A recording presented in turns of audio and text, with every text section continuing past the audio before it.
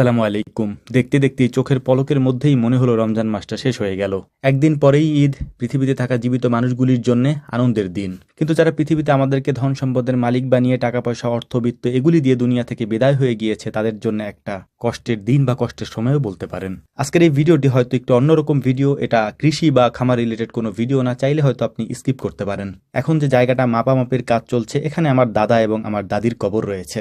আজ থেকে অনেক বছর আগে ওনারা দুনিয়া থেকে বিদায় নিয়েছেন। এই জায়গাটা আমরা দীর্ঘদিন পর্যন্ত বাঁশের চটি আছে, এই চটি দিয়ে সুন্দর করে বেড়া দিয়ে আটকে রাখতাম, কিন্তু যেহেতু এটা গ্রাম, অল্প কয়েকদিন পরেই সেটা ভেঙে যেত। জায়গাটা গরু ছাগলে নষ্ট করত, এখান দিয়ে মানুষ হাঁটাচলা করত, যে কারণেই এই জায়গাটাকে সংরক্ষণ করার জন্য আজকের এই কাজগুলি আমাকে করতে হচ্ছে।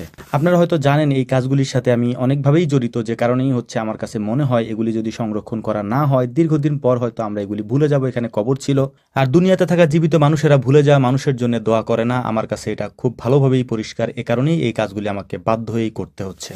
আমরা শুধুমাত্র কবরস্থানের যে জায়গাটা রয়েছে এটাকে বাউন্ডারি করে ঘিরে দিব, যাতে করে এখানে গরু ছাগল হাঁস মুরগি বা মানুষ এখানে ঢুকতে না পারে এবং এই জায়গাটাকে নষ্ট করতে না পারে। এর পাশাপাশি এরা যে সম্পদ দুনিয়াতে রেখে গিয়েছেন, এই সম্পদের বিনিময় হলেও যেন আমরা এদের জন্য দোয়া করতে পারি, এদেরকে স্মরণ রাখতে পারি। আত্মীয়তার সম্পর্ক তো বেশি দিন থাকে না, মানুষ মারা গেলেই মানুষ তাদেরকে ভুলে যায়। আপনাদের জ্ঞাতার্থে একটা জিনিস জানিয়ে রাখি, হয়তো আপনারা অনেকেই জানেন যারা আমার ভিডিও নিয়মিত দেখেন, আমার দাদা এবং আমার দাদু উভয়ই অনেক সম্পদ দুনিয়াতে রেখে গিয়েছেন। কারণ আমার দাদু একা, ওনার কোনো ভাই বোন ছিল না, যে কারণে ওনার বাবার অঢেল সম্পত্তির মালিক উনি একাই ছিলেন। ওই সম্পত্তির মালিক এখন আমার বাবা বা তো তার পরবর্তীতে আমার ভাই বা চাচাতো ভাই, যে যাকে দেখতে পাচ্ছেন কাজ করতে আমার সাথে, আমরা আমাদের দায়িত্ব এবং কর্তব্য ওনাদের জন্য দোয়া করা, ওনাদের জন্য আল্লাহ তাআলার কাছে মাগফিরাত কামনা করা। কারণ ওনারা যে সম্পদ দুনিয়াতে রেখে গিয়েছেন আমাদের জন্য, এটা আমরা ভোগ করছি। এটাই উচিত ছিল। আমি টাইটেলে যেটা লিখেছি, দুনিয়াতে কোনো সম্পদ রেখে যাব না, এটার কারণই হচ্ছে এটা। এই সম্পদ এক ধরনের ফিতনা আমার কাছে যেটা মনে হয়। আলহামদুলিল্লাহ, ছোটবেলা থেকে একটা জিনিস দেখে আসছি, সেটা হচ্ছে আমাদের বাড়িটা যেহেতু একেবারে মসজিদের সাথেই, যে কারণেই মসজিদ থেকে আমার দাদা দাদুর কবর একেবারে স্পষ্ট দেখা যায় এবং মসজিদের মেম্বার থেকে হুজুর যখন খুতবা পড়েন তখন একেবারে কবর দেখা যায় ওখান থেকে।